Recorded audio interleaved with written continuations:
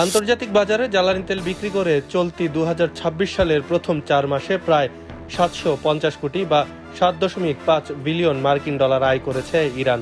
দেশটির আধা সরকারি ফার্স বার্তা সংস্থার বরাতে এ তথ্য জানিয়েছে আল জাজিরা। ইরানের তেল মন্ত্রণালয় জানিয়েছে, তেল রপ্তানি থেকে অর্জিত এই বিপুল পরিমাণ বৈদেশিক মুদ্রা ইতোমধ্যে দেশটির কেন্দ্রীয় ব্যাংকের কাছে হস্তান্তর করা হয়েছে। মন্ত্রণালয়ের তথ্য অনুযায়ী চলতি বছরের প্রথম 4 মাসেই তেল বিক্রি থেকে পাওয়া আয় গত বছরের একই সময়ের তুলনায় প্রায় 1.5 গুণ বেড়েছে। বিশ্বজুড়ে অর্থনৈতিক চাপ ও নানা ধরনের টানাপোড়েনের পাশাপাশি মার্কিন নিষেধাজ্ঞার মধ্যেও তেল রপ্তানি থেকে আয় বৃদ্ধিকে ইরানের অর্থনীতির জন্য গুরুত্বপূর্ণ স্বস্তি হিসেবে দেখা হচ্ছে।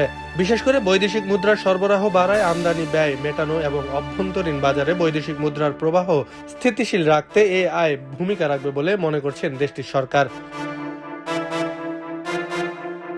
ইরানের তেল মন্ত্রণালয়ের প্রত্যাশা, বছরের প্রথম 4 মাসে অর্জিত এই শক্তিশালী আর্থিক প্রবাহ আগামী ডিসেম্বর পর্যন্ত সরকারের প্রয়োজনীয় বৈদেশিক মুদ্রার ব্যয় নির্বিঘ্নে মেটাতে সহায়ক হবে। একই সঙ্গে আমদানি ব্যয় পরিশোধের সক্ষমতা বাড়ার পাশাপাশি দেশের বৈদেশিক মুদ্রার বাজারেও স্থিতিশীলতা বজায় রাখা সম্ভব হবে বলে আশা করছে কর্তৃপক্ষ। আব্দুল্লাহ আল বাকি, খবরের কাগজ। খবরের কাগজ, নিখাদ, নির্ভীক, নিরপেক্ষ।